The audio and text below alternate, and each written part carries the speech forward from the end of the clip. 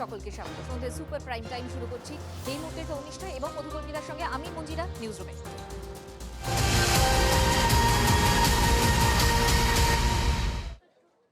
দেখুন, পুজোর পরেই সম্ভবত পুরসভা ভোট, সে খবর আমরা আগেই জানিয়েছি। আর এই মুহূর্তের আরো বড় আপডেট আপনাদেরকে দিই, ইতিমধ্যেই কমিটি গঠন করা হয়েছে কলকাতা এবং হাওড়ার জন্য কমিটি, এবং এই কমিটির নেতৃত্বের জন্য প্রাক্তন রাজ্য সভাপতির ওপরেই ভরসা রাখা হয়েছে। দুই প্রাক্তন রাজ্য সভাপতিতেই আস্থা বঙ্গ বিজেপি।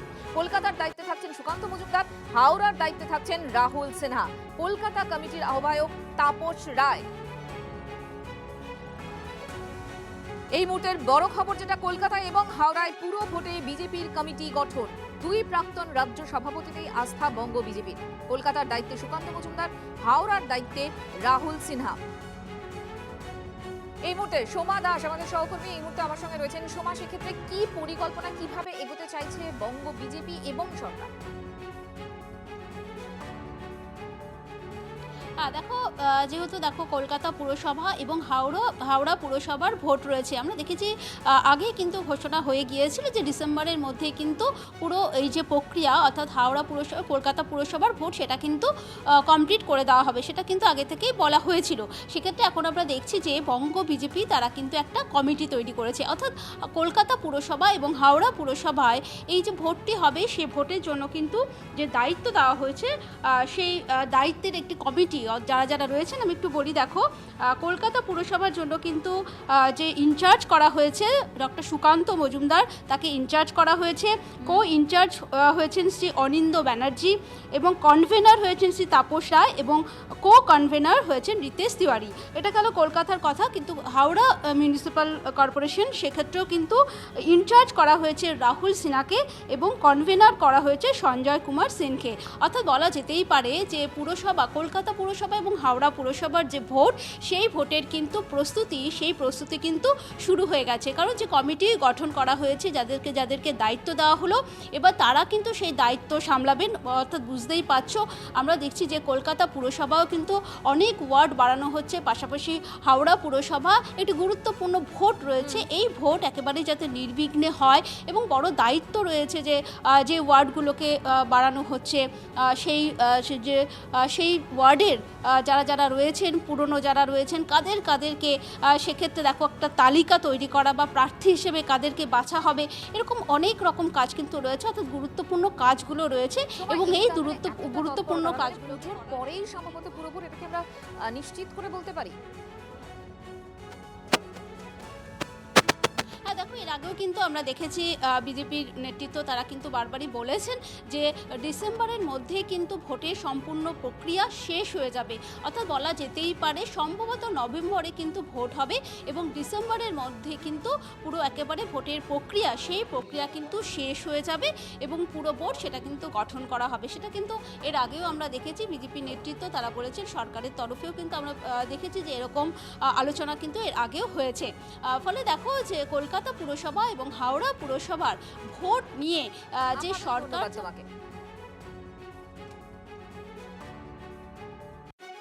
সবাইকে তো কিনে নিয়েছে, ববি বাকিম তো পকেটে পুড়ে নিয়েছে, আর ববি বাকিম একটা চামচা তৈরি হয়েছে, জাত খুইয়ে বসে আছে, গার্ডেন ডিজে ঢুকতে পারছে না ববি বাকিম। অসংখ্য সিট জিত, হ্যাঁ নিশ্চয়ই ভোট ওই যে 2090 সালে সিপিএম যেভাবে করেছিল, 2011 থেকে 26 অবধি যতগুলো নির্বাচনে, যা 26টা খালি পারল না বলে হয়ে গেল ইন দ্য ভোগ অফ মা, তো বাকি যত জায়গায় যেমনভাবে নির্বাচন করেছিল সেভাবে হবে। নির্বাচন হবে গণতান্ত্রিকভাবে, অবাধ, শান্তিপূর্ণ, এবং রাজ্য পুলিশ করবে, কোনো বিরোধী অভিযোগ করতে পারবে নিশ্চিন্তে থাকবে। আমরা এক্ষুনি শুনলাম। দেখুন, আপনারা জানেন, আমি যদি এটা বলি যে আমরা পুরোপুরি প্রস্তুত, সেটা সত্যের অপলাপ করা হবে। আমি রিয়ালিস্টিক কথা বলতে ভালোবাসি, আমাদের দল থেকে আমরা মিসলিড করি না। আমাদের গত 1 মাসে 3 বার কলকাতা বিভিন্ন কাউন্সিলরদের, মানে যারা কাউন্সিলর ছিলেন, তাদের সাথে আমাদের মিটিং হয়েছে। গতকালও একটা মিটিং হয়েছে। আমরা প্রস্তুতি শুরু করেছি। আমরা আশা করি 1 মাসের মধ্যে আমাদের প্রস্তুতি খুব ভালো জায়গায় চলে যাবে। বিজেপি কর্পোরেশন নিয়ে চিন্তা ভাবনা শুরু করে দিয়েছে, প্রস্তুতি শুরু করে দিয়েছে। কমিটি গঠন হয়েছে, তাতে নির্বাচন করতে গেলে তো কমিটি অবশ্যই লাগবে। আমরা আরো কমিটি তৈরি করব, নিচের দিকে কমিটি তৈরি হবে। দেখুন, এর আগেই আমরা দেখেছিলাম মুখ্যমন্ত্রী শুভেন্দু অধিকারী তিনি কিন্তু স্পষ্ট ইঙ্গিত দিয়েছিলেন যে পুরো ভোট ডিসেম্বরের মধ্যেই পুরো বোর্ড গঠন হয়ে যাবে এবং তার আগেই পুরো ভোট হয়ে যাবে। শুনুন মনে করাই সেই বক্তব্য। নিয়মই আছে 6 মাসের মধ্যে যদি কোনো ব্যতিক্রমী কিছু না হয়, মানে ন্যাচারাল ক্যালামিটি, তার জন্য সরকারের হাতে কিছু ক্ষমতা থাকে। আমাদের তো পিছনের দরজা দিয়ে, সে তো চাইলে আমাদের আইনে ছিল নমিনেটেড বোর্ড আমরা করে দিতে পারতাম, আমরা তো করিনি। আমরা ইন্ডিয়ান অ্যাডমিনিস্ট্রেটিভ সার্ভিসের একজন আধিকারিককে, যিনি এখানে কমিশনার হিসেবে কাজ করার অভিজ্ঞতা রয়েছেন, তাকেই প্রশাসক করেছি। আমাদের গভর্নমেন্ট বা আমাদের দলের নীতি খুব স্বচ্ছ। আমরা নির্বাচিত বোর্ডের হাতেই দিতে চাই। যারা এখানে মেজরিটি ছিলেন দিদেন টাইম, তাদেরকে স্কোপ দেওয়া হয়েছে 72 ঘন্টার মধ্যে মেয়র সিলেকশন করতে, কারণ এই অচলাবস্থা থাকতে পারে না। তারা যদি একমত না হতে পারে, তাদের লোকেরা যদি সবাই মেয়র হতে চায়, সে তো তার জন্য তো সরকার বা আমরা দায়ী হতে পারি না। আর কলকাতা কর্পোরেশনের day to day basic minimum amenities পরিষেবা, সেটা তো তালা চাবি লাগিয়ে রাখা যায় না। আর এই মুহূর্তে আরো একটা আপডেট আমরা নজর রাখি এসআইআর মামলা। সেই এসআইআর মামলায় এবারে নতুন করে নির্বাচন কমিশনকে নোটিশ সুপ্রিম কোর্টের। এসআইআর প্রক্রিয়ায় নাম বাদ যাওয়ার অর্থ নাগরিকত্ব যাওয়া নয়, সামাজিক প্রকল্পের সুবিধা থেকে বঞ্চনা নয়। পর্যবেক্ষণ সর্বোচ্চ আদালতে। ট্রাইব্যুনালে বিচারাধীন মামলা কিভাবে দ্রুত নিষ্পত্তি করা যায় সেই বিষয় নিয়ে উদ্বিগ্ন সুপ্রিম কোর্ট। এখনো কত মামলা বিচারাধীন, কত মামলার নিষ্পত্তি? So our application was very, very important because we are seeking prioritization. We are seeking prioritization of those cases which are filed by the voters. You don't need to give any priority to other kinds of, excluding or objecting to inclusion sort of petition, appeals. Second is with regard to the priority and the time-bound direction we need the court to give with regard to the, especially the Kolkata and the Howrah municipality, where municipal elections are stated to be held in December. ট্রাইব্যুনালে নিষ্পত্তির হার নগণ্যতম। আর এই পরিস্থিতিতে দাঁড়িয়ে লক্ষ লক্ষ মানুষ যাদের নাম বাদ গিয়েছে এসআইআর প্রক্রিয়ায়, তারা সরকারি পরিষেবা থেকে বঞ্চিত হচ্ছেন। আগামী দিনে পুরসভার নির্বাচন রয়েছে পঞ্চায়েতের নির্বাচন। এরা কি আবারও ভোট দিতে পারবেন? সামগ্রিক প্রক্রিয়া নিয়ে বড় সড় অনিশ্চয়তার জায়গা তৈরি হয়েছে। আর এই প্রেক্ষাপটেই নতুন করে এবার জাতীয় নির্বাচন কমিশনকে নোটিশ ইস্যু করলো সুপ্রিম কোর্ট। এই নোটিশের প্রেক্ষিতে কত ট্রাইব্যুনাল এই মুহূর্তে কাজ করছে, তাদের নিষ্পত্তির হার কত, অতিরিক্ত ট্রাইব্যুনাল গঠন করা হবে কিনা, ট্রাইব্যুনালের পরিকাঠামো বদল করা হবে কিনা, এবং যারা নাম অন্তর্ভুক্তির জন্য আবেদন করেছেন বা বাদ দেওয়ার জন্য আবেদন এসেছে, সেক্ষেত্রে কমিশন কি পদক্ষেপ করেছে, যাবতীয় বিষয় জানাতে হবে। স্বাভাবিকভাবেই আগামী দিনে মানুষ সুরাহা পাবেন কিনা এবং তা কবে পাবেন, সেই প্রশ্নই এই মুহূর্তে সব থেকে বেশি গুরুত্বপূর্ণ। ক্যামেরায় নিরঞ্জন দাসের সঙ্গে জ্যোতির্ময় কর্মকারের রিপোর্ট, TV9 বাংলা। এখনো পর্যন্ত কত মামলা বিচারাধীন, এখনো পর্যন্ত কত মামলার নিষ্পত্তি, 7 লক্ষ আবেদনকারীর মধ্যে কতজনের নাম অন্তর্ভুক্ত হয়েছে, দ্রুত নিষ্পত্তির জন্য কি পদক্ষেপ জাতীয় নির্বাচন কমিশনের কাছে জানতে চাইল সুপ্রিম কোর্ট। জজ সাহেব একটা জায়গায় আমার মনে হয় একটা কনসিডারেবল জায়গায় যাচ্ছে যে 1000 ভোট মার্জিন কম, অথচ 8000 10,000 নাম ডিলিট হয়ে অ্যাডজুডিকেশনে রয়েছে। রেজাল্টটা তো টোটালি চেঞ্জ হয়ে যাবে। অতএব সেটার হিয়ারিং ওই পুজোর আগে বোধহয় একটা ডেট দিয়েছে, সেই ডেটে হবে এবং ওদের কাছ থেকে একটা রিপোর্ট চেয়েছে। এবং আমাদের যে নোটিশ দিচ্ছি, অ্যাপ্লিকেশনে সেই নোটিশে তার বেরোবে, তার রিপ্লাইও দিতে হবে। আমরা পশ্চিমবঙ্গ তৃণমূল কংগ্রেসের পরিষদীয় দল, আমরা মুখ্যমন্ত্রীর কাছে আমরা এই ব্যাপারে ওনার হস্তক্ষেপ দাবিকে সামনে রেখে আমরা নবান্নে ওনার শরণাপন্ন হয়েছিলাম। মুখ্যমন্ত্রী বললেন যে আপনাদের সঠিক তথ্য নয়, 27 লক্ষ লোক অ্যাডজুডিকেশনে কিন্তু পেন্ডিং নেই, তারা অ্যাপিলে এসছে মাত্র 7 লক্ষ লোক, 20 লক্ষ লোক কিন্তু অ্যাপিলে আসেনি। কোন 20 লক্ষ মানুষ অ্যাপিলে যায়নি অথচ তাদের এই জায়গাটা পেন্ডিং আছে? তো এটা আমরা তালিকা চেয়েছি।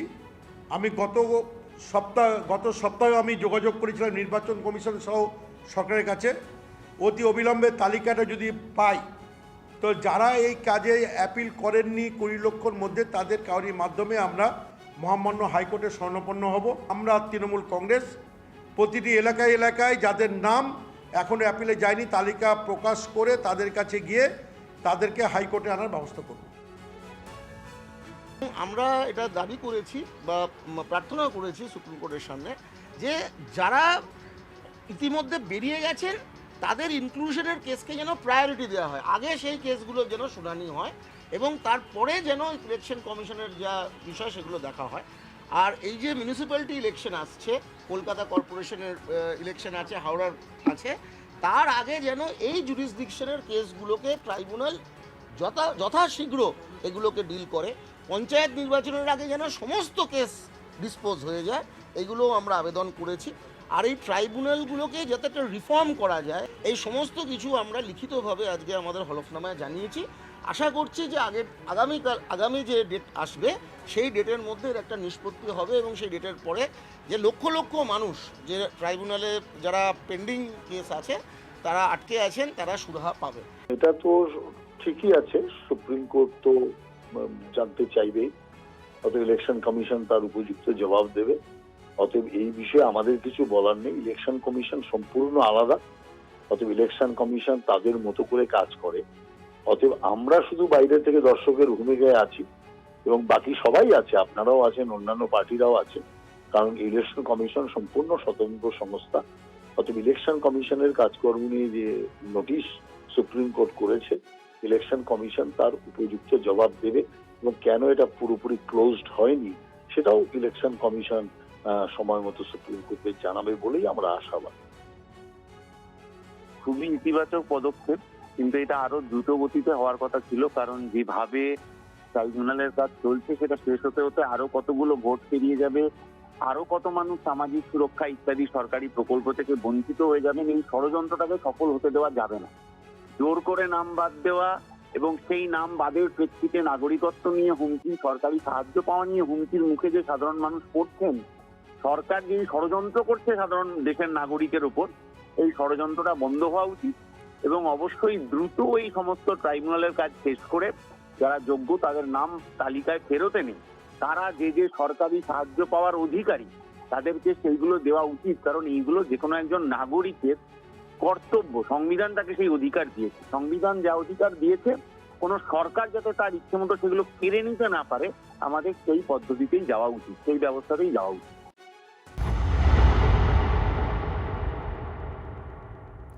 এনসিপিআইতে যোগ দেওয়া 20 জন সাংসদকে নোটিশ সুপ্রিম কোর্টে। তৃণমূল ছেড়ে এনসিপিআই এ যাওয়া সাংসদদের অবস্থান জানতে চাইলো সর্বোচ্চ আদালত। আর ডিটেলস জানবো জ্যোতির্ময় থেকে। জ্যোতির্ময়, দেখো, বাদল অধিবেশনের 1 মাসের বেশি সময় আগে কাকলিক বক্তৃতা সুদীপ বন্দ্যোপাধ্যায় তারা স্পিকারের সঙ্গে দেখা করে এনসিপিআই গঠনের সিদ্ধান্তের কথা জানান এবং এনসিপিআই কে তৃণমূল কংগ্রেস থেকে বার করে এনে পৃথক সংসদীয় দল হিসেবে মান্যতা দেওয়ার আবেদন জানান। তার ঠিক 1 সপ্তাহের মধ্যে অভিষেক বন্দ্যোপাধ্যায় তিনি স্পিকারের সঙ্গে দেখা করেন এবং তিনি এই 20 জন সাংসদের সাংসদ পদ খারিজের জন্য আবেদন জানান, দলত্যাগ বিরোধী আইন প্রয়োগ করার জন্য আবেদন জানান। এরপরে বাদল অধিবেশন কেটে গিয়েছে, স্পিকার কোনো সিদ্ধান্ত নেননি এবং সেই কারণেই সুপ্রিম কোর্টে দ্বারস্থ হয়েছেন অভিষেক বন্দ্যোপাধ্যায়। আজ সলিসিটর জেনারেল তুষার মেহতা তিনি জানান যে স্পিকারের অফিস থেকে জানানো হয়েছে যে ইতিমধ্যেই অভিষেক বন্দ্যোপাধ্যায়ের আবেদনের প্রেক্ষিতে স্পিকার নোটিশ ইস্যু করেছেন, অর্থাৎ প্রক্রিয়া শুরু হয়েছে। স্বাভাবিকভাবেই আজকে সুপ্রিম কোর্ট তারা স্পিকারের উদ্দেশ্যে কোনো নোটিশ ইস্যু করেনি, কিন্তু 20 জন সাংসদ তাদেরকে নোটিশ ইস্যু করা হয়েছে। পরবর্তী শুনানির দিন এক্ষেত্রে তাদের অবস্থান আমাদের সামনে স্পষ্ট হবে। বেশ, ধন্যবাদ জ্যোতির্ময়। আর এই প্রসঙ্গে আইনজীবী সাংসদ কল্যাণ বন্দ্যোপাধ্যায় তিনি ঠিক কি বলেছেন শুনুন। এই তো সবে খেলা শুরু, আর বলতে হয়নি কিছু। আইনটা আমাদের ফেভারে এতটাই, আর এতটাই ইলিগাল কাজ এই যে 20 জন মিলে করেছে, আর যেটাকে এখন ফেলে রেখে দিয়েছে স্পিকার। এটা যে কত বড় অসাংবিধানিক এটা তো এখন সবাইকার কাছে পরিষ্কার। দেখো না এবার 20 জনের কি হয়। ওই ভূপেন সেট আছে একজন, আরেকজন ওই শকুনি মামা আছে পার্লামেন্টে। এরা পার্লামেন্টটাকে তো নষ্ট করে দিচ্ছে, একজন টাকার থলে নিয়ে ঘুরছে আর একজন শকুনিগিরি করছে। স্পিকার তো ডিসকোয়ালিফিকেশন আর কমপ্লেন যেটা করেছে সেই কমপ্লেন ডিসাইড করেনি। এবার ডিসাইড না করার আগেই উনি সিট অ্যালটমেন্ট করে দিলেন ওদের আমাদের আগে।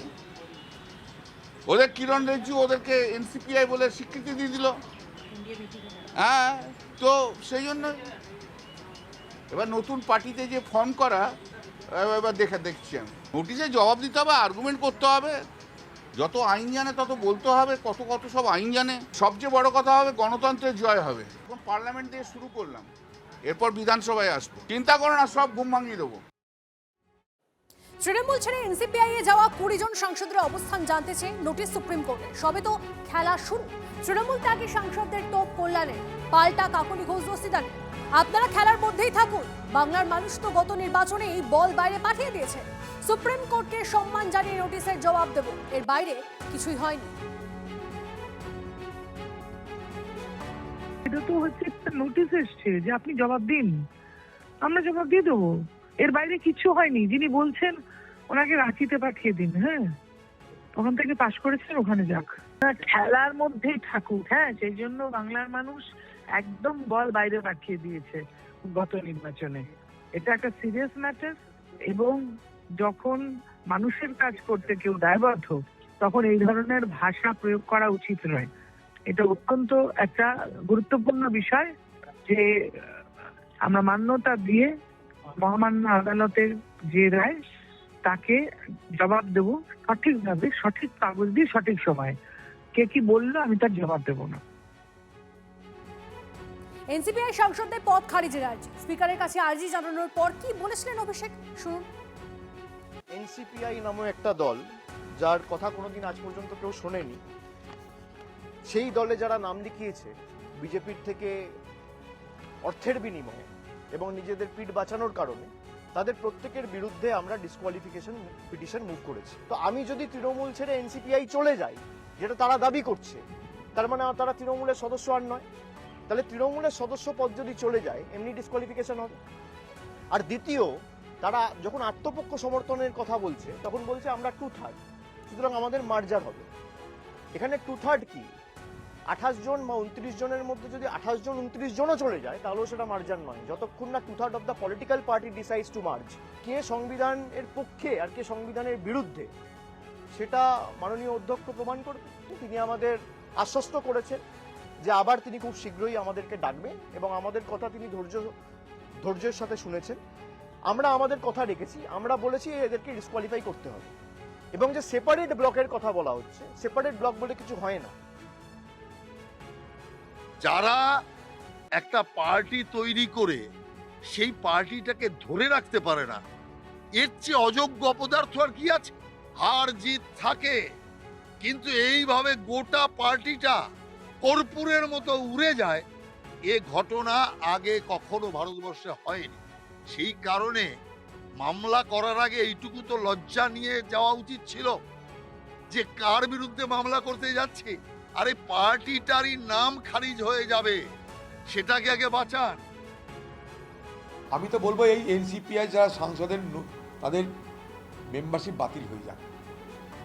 এটা একটা অপরাধ করেছে, তার রাজনৈতিক অপরাধ, নৈতিক বোধের অপরাধ, মূল্যবোধের অপরাধ। হিম্মত যদি থাকে সে এনসিপিআই বালাদের যে তারা নির্বাচনে লড়ুক, তারা বলুক যে আমরা আমাদের এই পদ নেব না। এনসিপিআই মানে তো বিজেপির ঘর জামাই হয়ে থেকে লাভ কি রে ভাই? পদ ছেড়ে দাও সব, বাপের বেটা হলে এসব ময়দানে নির্বাচনে লড়ো, যেত দিয়ে এনসিপিআই করো। মালের লোভ, টাকার লোভ, ক্ষমতার লোভ, এই তো ব্যাপার। তাই সুপ্রিম কোর্ট যদি এই 20টাকে ঘাড় ধাক্কা দিয়ে বলে সিধা আবার ভোটে দাঁড়াও, তারপর তোমরা এমপি হবে, সব থেকে বেশি আমি খুশি হব। কারণ তার মধ্যে মুর্শিদাবাদের 3টে গাদ্দার আছে।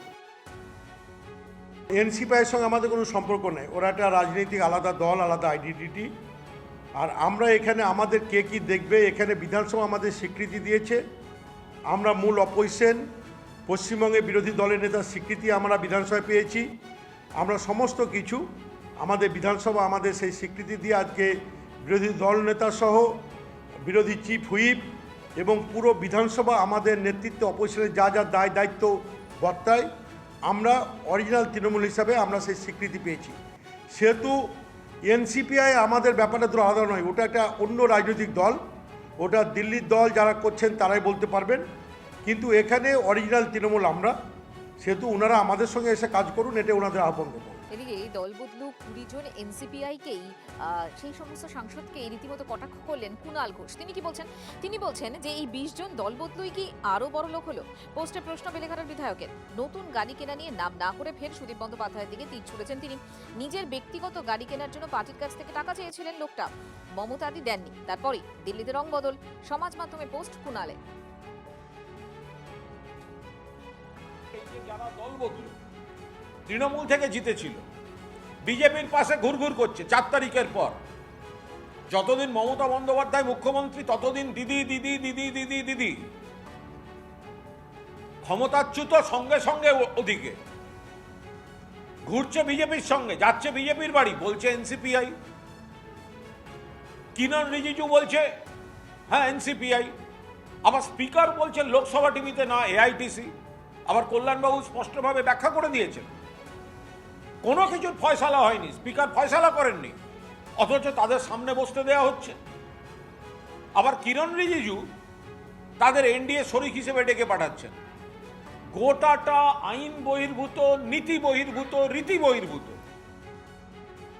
গাড়ি একটা এমপি এত বছরের সাংসদ, এত বছরের এমএলএ কিনতেই পারে, তার জন্য বড়লোক হওয়ার জন্য আমার মনে হয় না কোনো দলে যাওয়া উচিত। কিন্তু কুণালের ওই দলে আছে, কুণালের একটু দায়বদ্ধতা থেকে যাচ্ছে নানা রকম কথা বলার, কিন্তু কুণালকে মনে করি এবং ওর সঙ্গে বন্ধুত্ব রাখা আছে এবং বন্ধুত্ব থাকবে বলেই আমি ওর সম্পর্কে কিছু বলতে চাই না। ওর দায়বদ্ধতা থাকতেই পারছে দলের থাকলে কিছু বলার আমাদের এগেনস্টে বা 20 জনের এগেনস্টে, আমি ওর বিষয়ে বলে তিক্ত আনতে চাই না, এই জন্য আমি ওর বিষয়ে কিছু বলার জায়গায় নেই। আর দ্বিতীয়ত অভিষেক যে সুপ্রিম কোর্টের কাছে যাক না, সময় বলবে, আইন বলবে, নিয়ম বলবে, তার আমরাও অপেক্ষা করছি, উনি যেমন অপেক্ষা করছেন। এনসিপিআইয়ের সঙ্গে আমাদের কোনো সম্পর্ক নেই, ওরা একটা রাজনৈতিক আলাদা দল, আলাদা আইডেন্টিটি। আর আমরা এখানে আমাদের কে কি দেখবে, এখানে বিধানসভা আমাদের স্বীকৃতি দিয়েছে, আমরা মূল অপোজিশন, পশ্চিমবঙ্গে বিরোধী দলের নেতার স্বীকৃতি আমরা বিধানসভায় পেয়েছি। আমরা সমস্ত কিছু আমাদের বিধানসভা আমাদের সেই স্বীকৃতি দিয়ে আজকে বিরোধী দল নেতা সহ টিএমসিপির দুই গোষ্ঠীকে শর্ত সাপেক্ষে এবারে সভার অনুমতি দিল কলকাতা হাইকোর্ট। যেমনটা জানা যাচ্ছে, কোনো পক্ষই মেয়ো রোডে সভার অনুমতি দেননি বিচারপতি। ক্যাথিড্রাল রোডে প্রতিষ্ঠা দিবস পালন করবে মমতাপন্থী টিএমসিপি। 28 আগস্টে ঋতব্রতপন্থী টিএমসিপিকে রানী রাসমণিতে সভার অনুমতি। 1500 সমর্থক নিয়ে সভা নয়, নির্দেশ বিচারপতি সৌগত ভট্টাচার্যের। বেলা 12টা থেকে 3টে পর্যন্ত করা যাবে সভা। জমায়েতের সংখ্যা নিয়ে আপত্তি মমতাপন্থী টিএমসিপির। ব্রিগেডে একসঙ্গে সভা করুন, 10,000 জমায়েতের অনুমতি দেব মন্তব্য বিচারপতি। আদালতের বক্তব্য ছিল যে যেহেতু দুটো তরফ থেকে অ্যাপ্লিকেশন করা হয়েছে, দুটো আলাদা জায়গায় যাতে প্রোগ্রামটা হয়, যাতে কোনো রকম কোনো শান্তিবিঘ্ন না হয়, তারা প্রথমে এই জনৈক ব্যক্তি সুদীপ রাহাকে বলেছিলেন যে উনি যেন মিটিংটা ময়দানে করেন, যাতে বেশি লোক তাদের হতে পারে। তারা বলেছিল তারা 10,000 লোক নিয়ে প্রোগ্রাম করবে, কিন্তু তারা তাতে রাজি হয়নি। সেই জন্য আলটিমেটলি তাদেরকে রানী রাসমণি রোডে করবার সুযোগ দেওয়া হয়েছে এবং আমি যতদূর শুনলাম সেটা 1000 মতো লোকের সমাবেশের। আর তৃণমূল কংগ্রেসকে ক্যাথিড্রাল রোডে, যেখানে 21শে জুলাইয়ের অনুষ্ঠান হয়েছিল, সেইখানেই, যেখানে মমতা বন্দ্যোপাধ্যায় 21শে জুলাইয়ের অনুষ্ঠানে বক্তব্য রেখেছিলেন, সেইখানেই আবার অনুষ্ঠান করার অনুমতি দিয়েছে আদালত এবং 1500 লোক নিয়ে সেখানে মিটিং করার অনুমতি আছে। মমতা বন্দ্যোপাধ্যায় যেখানে, তৃণমূল কংগ্রেস সেখানে। 21শে জুলাইও আমরা দেখেছি যে জোর করে কারা করতে গেলেন মেয়ো রোড, সব রকম বিজেপি এবং সরকারের সাপোর্ট নিয়ে প্লাস্টিকের চেয়ারগুলো ভরা দেওয়ারে। আর ক্যাথিড্রাল রোডে মমতা বন্দ্যোপাধ্যায়ের সভা জনজোয়ারে উপচে গেছিল। বলে আমরা আদালতকে 100 বার সম্মান করি, আবার জনতার আদালতকেও সমানভাবে শ্রদ্ধা করি। বাকিটা কোর্ট বলেছেন, আমাদের দল এবং ছাত্র শাখা দেখবে। আমরা তো ওনাদের আহ্বান করছি, ওনারা আসুন না আমাদের, রানী রাসমণি যেহেতু আমাদের দিয়েছেন, ওনারা আসুন না আমাদের সঙ্গে। আমরা তো চাই যে ওনারা আমাদের সঙ্গে কাজ করুন, এর আহ্বান তো আমরা বারবার করছি। হ্যাঁ, আসুক আমাদের সঙ্গে কাজ করুক না কেন, ওরা অসুবিধা কী আছে? আমাদের নেতৃত্ব মেনে নিয়ে ওরা যদি এই দলটা করে, একসঙ্গে আমাদের চলতে চাই। আমরা তো এর আগেও বলেছি যে আমাদের নেত্রী আমাদের অ্যাডভাইসার হিসাবে উনি আমাদের পরামর্শ দিন, আমরা তো চলতে চাই। আমাদের নেত্রীর সঙ্গে কাজ করতে কোনো অসুবিধা নেই, একটা জায়গায় অসুবিধা, উনি রক্তের সম্পর্ক নিয়ে চলবেন না কর্মীদের নিয়ে চলবেন, উনি তো সিদ্ধান্ত উনি তো ক্লিয়ার করছেন না বলে তো আমাদের এই জায়গায় আসতে হচ্ছে। তো এই প্রশ্ন বারবার আসার কোনো কারণ নেই। এই তৃণমূল দলে মেয়ের পেটে মায়ের জন্ম হয়েছে, মেয়ের পেটে মায়ের জন্ম হয়েছে। তৃণমূলের যা বয়স, তৃণমূল ছাত্র পরিষদের বয়স তার থেকে অন্তত 3 গুণ বেশি, কারণ ওরা কংগ্রেসের ডেটটাকেই ফলো করে। 28 তারিখ কি করে তৃণমূল ছাত্র পরিষদের প্রতিষ্ঠা দিবস হতে পারে? এর আগে তো সব দিন 28 তারিখে পালন করেনি মমতা ব্যানার্জি। মমতা ব্যানার্জি ছুটির ডেট, ইচ্ছামতো ডেট, আনন্দের ডেট, সেরকম ডেট দেখে করেছেন এর আগে। সব 28 তারিখে হয়নি, আমি দায়িত্ব নিয়ে বলছি। একজন 28 তারিখ করুক, একজন 29 তারিখ করুক, ঝামেলা মিটে গেল। এদিকে এফআইআর মামলায় একাধারে স্বস্তিতে, অন্যদিকে অস্বস্তিতে অভিষেক বন্দ্যোপাধ্যায়। 30শে নভেম্বর পর্যন্ত অভিষেক বন্দ্যোপাধ্যায়ের বিরুদ্ধে কোনো কড়া পদক্ষেপ করা যাবে না, বিদেশ যাত্রায় কোনো বাধা নেই, তবে তদন্ত সহযোগিতা করতে হবে অভিষেককে, বিদেশ যাওয়ার আগে নিতে হবে আদালতের অনুমতি। আবার একই সঙ্গে 16টে এফআইআর খারিজ মামলায় ধাক্কা খেয়েছেন অভিষেক। সব মামলার বিষয়বস্তু আদালতের কাছে নেই, একসঙ্গে শুনানি সম্ভব নয়, জানিয়েছেন বিচারপতি ভট্টাচার্য। বলতে পারবো না, এগুলো এটা হাইলি টেকনিক্যাল ব্যাপার, ওটা আমি একেবারেই বলতে পারবো না। যেটা আইনের যে পার্টটা আমি জানি না, যে কেসটা আমি বুঝি না, আর সেটার সঙ্গে আমি দলের আমি কোনো রিয়াকশনও এখন দিতে পারবো না। কোর্টের ব্যাপার, কোর্ট কখন রাখবে, কখন খারিজ করবে, চলে যাবে সুপ্রিম কোর্টে, তো আছে। এটা নিয়ে আমার কিছু বলার নেই। আইনি প্রক্রিয়ার মধ্যে চলবে, সেখানে বিচার ব্যবস্থা আছে, বিচারক আছে, তার কাছে সবাই যায়। অভিষেকবাবু গেছে, খোকাবাবু গেছে, কখনো আমাকেও যেতে হতে পারে। এটা নিয়ে আমার কোনো মাথা ব্যথা নাই। অভিযোগ নিয়ে নিশ্চয় আমাদের বক্তব্য আছে। আজকে গোটা তৃণমূল দলেরই বক্তব্য, খোকাবাবু জন্য বাংলায় 12টা বেজে গেল তৃণমূল দলের।